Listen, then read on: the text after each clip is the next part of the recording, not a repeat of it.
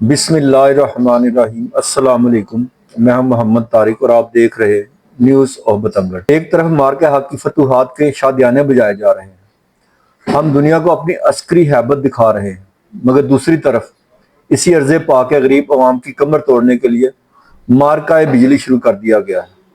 وہ غریب جس کا چولہا پہلے ہی مہنگائی کی نظر ہو چکا تھا، اب اس کے گھر کی آخری روشنی چھیننے کی بھی تیاری مکمل کر لی گئی ہے۔ حکومت پاکستان نے IMF کے سامنے گھٹنے ٹیکتے ہوئے تحریری طور پر یہ خونی یقین دہانی کرا دی ہے کہ جنوری 2027 سے 200 یونٹ والی سبسڈی کا قصہ تمام کر دیا جائے گا، یعنی اب ریلیف کا دروازہ بند اور مہنگائی کا عذاب شروع ہو گیا ہے۔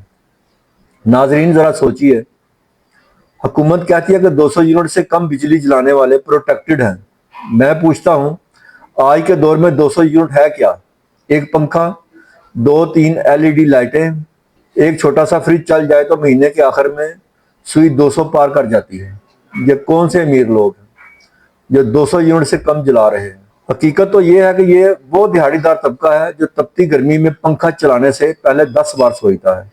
یہ وہ سفید پوش لوگ ہیں جو بچوں کی فیس بچانے کے لیے اندھیرے میں بیٹھ کر گزارا کرتے ہیں۔ ظلم کی انتہا دیکھیے، پاکستان کے 1,72,00,000 گھرانے اس وقت پروٹیکٹڈ کہلاتے ہیں، یعنی ملک کے 57% عوام اسی 200 یونٹ کے سہارے جی رہے ہیں۔ اب حکومت کہتی ہے کہ ہم یہ ریلیف سب سے چھین کر صرف بے نظیری انکم سپورٹ پروگرام میں رجسٹرڈ لوگوں کو دیں گے، یعنی وہ 80 لاکھ خاندان جو کسی بھی سرکاری لسٹ میں نہیں ہیں مگر خطۂ غربت پر کھڑے ہیں، وہ اب کہاں جائیں؟ کیا وہ اپنا مرلہ 2 مرلہ کا گھر بیچ کر بجلی کے بل بھریں؟ پچھلے 3 سالوں میں بجلی کا جو حال ہوا ہے وہ آپ کے سامنے ہے۔ 15 روپے والا یونٹ ٹیکسوں کے بوجھ تلے دب کر 60 روپے تک جا پہنچا ہے۔ حکومت نے پہلے ہی آپ کی جیبوں پر اربوں کا ڈاکہ ڈالا اور اب IMF سے 20 کروڑ ڈالر کی قسط لینے کے لیے آپ کی آخری رمق بھی چھیننے لگی ہے۔ یہ کیسا سودا ہے؟ 20 کروڑ ڈالر کے لیے اپنے 1.25 کروڑ عوام کو اندھیروں میں دھکیل دینا، کیا اسے عوامی حکومت کہتے ہیں یا IMF کی منشی گیری؟ ناظرین، اب آپ کو آبیانہ کے نام پر گھیرنے اور QR کوڈ کے ذریعے ذلیل کرنے کا نیا ڈرامہ رچایا جا رہا ہے۔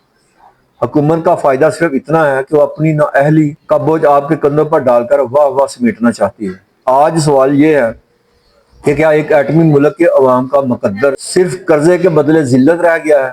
کیا حکمرانوں کے پاس غریب کو جینے دینے کا کوئی ایک بھی منصوبہ نہیں رہا؟ یاد رکھیے، جب عوام کے صبر کا پیمانہ لبریز ہوتا ہے تو پھر بجلی کے بلوں کی آگ ایوانوں تک بھی پہنچتی ہے۔